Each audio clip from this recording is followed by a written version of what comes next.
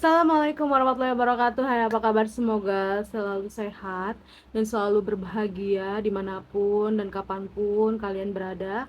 Amin. Dan terima kasih sudah klik video ini. Apa itu rasisme? Mungkin sudah sering ditemui dalam kehidupan sehari-hari, bahkan di media sosial. Istilah ini tentunya berasal dari kata dasar ras yang mengacu pada kategori di mana masyarakat menempatkan individu berdasarkan karakteristik fisik seperti warna kulit, jenis rambut, bentuk wajah, dan bentuk mata. Ras merupakan gagasan bahwa manusia dibagi menjadi kelompok-kelompok berbeda dan atas dasar perbedaan fisik dan perilaku yang diwariskan. Di sini aku akan menceritakan kisah miris dari rasisme yang berujung dieksekusi mati. Dan juga sudah menjadi rahasia umum jika Amerika adalah negara yang rasis, bahkan jauh bertahun-tahun lalu, karena mereka membedakan semua hal dari warna kulit, kulit hitam dan juga kulit putih. Gak usah jauh-jauh sih, sampai sekarang juga rasis masih ada, bahkan bukan cuma di Amerika. Pada tahun 1944, South Carolina, Amerika Serikat, di sana ada tempat yang dipisahkan secara gamblang oleh rel kereta api yang membedakan warna kulit. Jadi rel kereta itu adalah batas wilayah. Misal sisi kiri sekelompok berwarna hitam dan sisi kanan sekelompok berwarna putih. Sama kayak waktu kita sekolah, kalian pernah kan marah nih sama teman sebangku kalian ya kan, yang dibatasin tuh pakai garis, ini wilayah gua, ini wilayah lu gitu. Jadi kalian nggak boleh melewati garis itu, kebayang ya, karena gua pernah kayak gitu. Di wilayah hitam ini tinggallah satu keluarga. Sang ibu bernama Aimee Stinney, seorang ibu rumah tangga, dan suaminya bernama George Stinney Senior. Ia bekerja sebagai tukang bangunan. Mereka memiliki 5 orang anak, 2 orang anak perempuan dan juga 3 orang anak laki-laki. Anak pertama bernama John Junius Stinney, umurnya 17 tahun, dan anak kedua bernama George Junius Stinney Junior, berumur 14 tahun. Dan anak yang ketiga yaitu Charles berusia 12 tahun, anak keempat Catherine berumur 10 tahun, dan yang kelima Aimee berumur 7 tahun. Pada tanggal 24 Maret tahun 1944, ada 2 gadis kecil berkulit putih lagi bermain sepeda sampai mereka nih masuk di wilayah si hitam, di kulit hitam ya. Gadis kecil itu bernama Betty, umurnya 11 tahun, dan juga Mary Emma berumur 7 tahun. Sebenarnya mereka ini nggak boleh nih berada di wilayah si hitam ya, begitupun sebaliknya. Tapi namanya juga bocah ya kan, manalah paham kayak begitu ya. Kala itu yang dia taunya ya main aja. Mereka lanjut lagi nih untuk mencari bunga. Pas lagi berkendara, mereka melewati nih rumah keluarga si hitam, yaitu rumah keluarganya Stinney. Saat itu ada George, anak yang kedua ya, dan gadis kecil itu pun bertanya nih kepada si George, di mana keberadaan bunga yang mereka cari. George pun memberitahu kepada kedua gadis ini ya, dan mereka pun melanjutkan untuk mencari bunga itu. Keesokan harinya, rumah keluarga Stinney pun didatangi oleh petugas kepolisian dan tanpa basa-basi langsung menangkap John dan juga George Junior. Ayahnya pun bertanya nih kepada petugas ya kan, kenapa anak saya ditangkap pak? Apa yang terjadi pak? Tapi petugas itu nggak memberitahu apa-apa dan langsung aja membawa kedua anaknya tersebut ke kantor polisi. Ternyata Betty dan Mary ditemukan tidak bernyawa di sebuah parit di wilayah si hitam ya.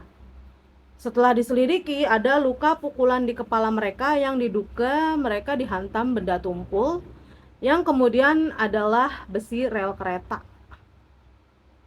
Dan menurut saksi yang gak jelas itu siapa, pelakunya bernama Junius. Sedangkan di sana yang bernama Junius itu cuma ada 2 orang, yaitu tadi John Junius dan juga George Junius. Itu kenapa petugas menangkap kedua kakak beradik ini. Sesampainya di kantor polisi, mereka ini diinterogasi oleh kepolisian. Walaupun mereka berdua masih di bawah umur, mereka nggak ditemenin oleh siapapun ya saat interogasi. Macam kayak pengacara ataupun keluarganya. Kedua kakak beradik ini kompak mengatakan bahwa mereka nggak tahu apa-apa soal kematian 2 gadis tersebut. Sayangnya, polisi tetap kekeh dan memaksa mereka untuk mengakui perbuatan itu. Mereka tidak diberi makan selama 2 hari. Dan mereka akan diberi makan sampai mereka mau nih mengakui hal itu. John, kakak pertama ya, tetap kekeh nih bahwa dia tidak tahu apa-apa soal kejadian itu. Sayangnya, karena udah sangat lapar, George pun mengakui perbuatan itu.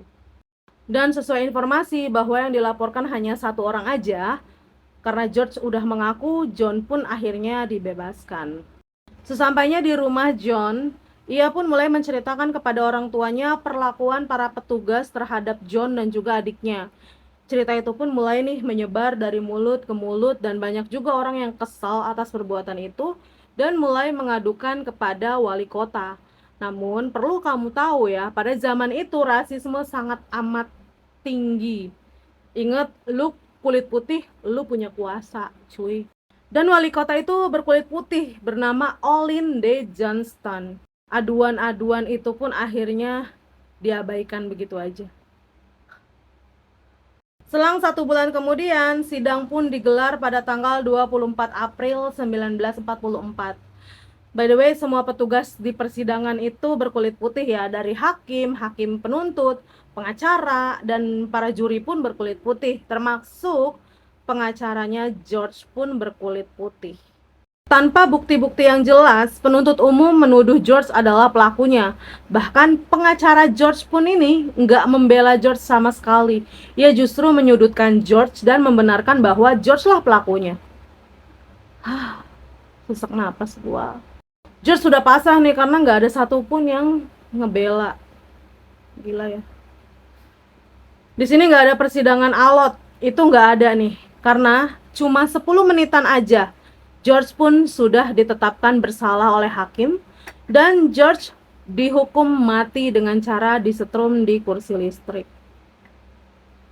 Pada kala itu, banyak masyarakat kulit hitam mengirimkan surat ke wali kota.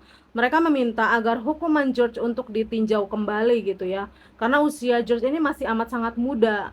Sayangnya itu semua sia-sia. Pemerintah mengabaikan hal itu. Capek kali aku. Hari berganti hari, George pun hanya tinggal menanti eksekusinya aja.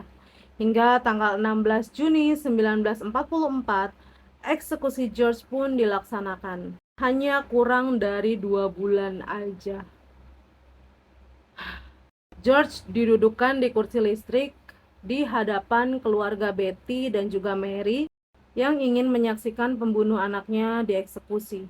Karena badannya ini masih kecil ya, jadi kursi itu nggak nyampe gitu, kurang tinggi gitu ya, karena masih 14 tahun si George ini. Dan petugas pun menambahkan beberapa buku agar saat George duduk itu pas sama alat yang diletakkan di kepalanya. Petugas memberikan kesempatan terakhir untuk George untuk mengatakan sesuatu sebelum dieksekusi. Namun George hanya menangis dan menggelengkan kepalanya. Kebayang gak sih?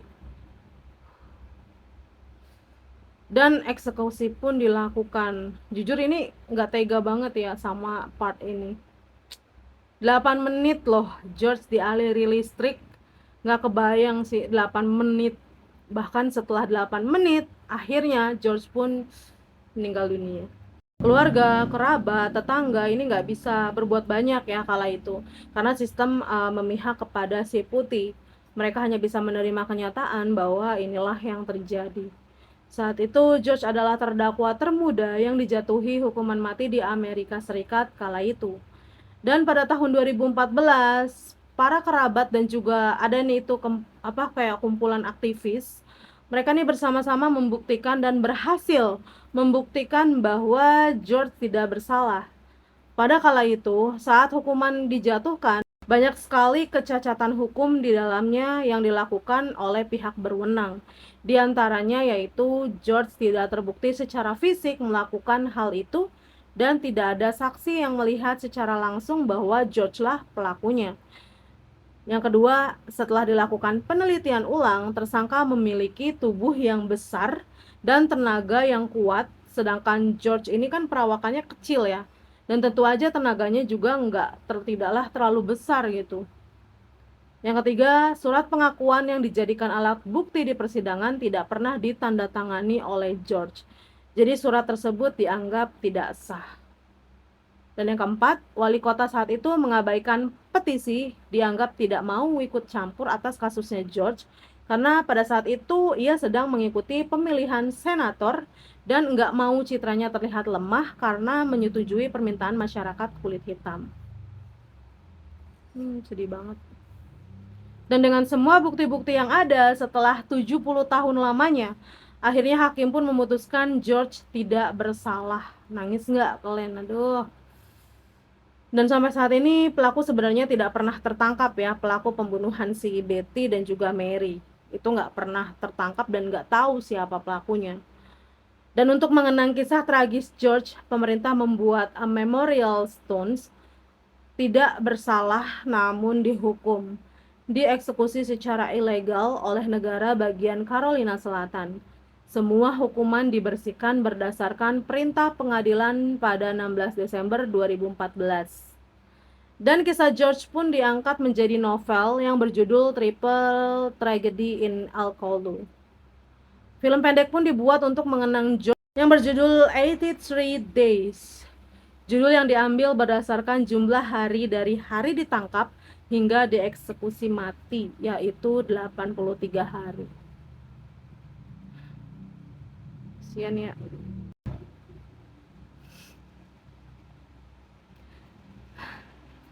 Nggak bersalah tapi dihukum gitu kayak, dan gak ada satu orang pun yang percaya gitu kalau misalkan bukan gua. Gimana sih kalau lu ada di posisi itu, ya ampun, bisa nangis doang kali ya. Oh, gua nangis kali ya. Aku pikir cuma Indonesia doang yang negara yang bisa dibeli, ternyata di Amerika, Amerika lebih parah. Lu kulit putih, lu punya kuasa seperti yang gue bilang tadi. Oke, terima kasih udah nonton, semoga kalian terhibur. Sedih ya sama cerita yang satu ini. Ampun, lu nggak bersalah tapi lu dihukum malah dieksekusi, ya Allah. Terima kasih udah nonton, sampai jumpa di video-video selanjutnya. Assalamualaikum, bye.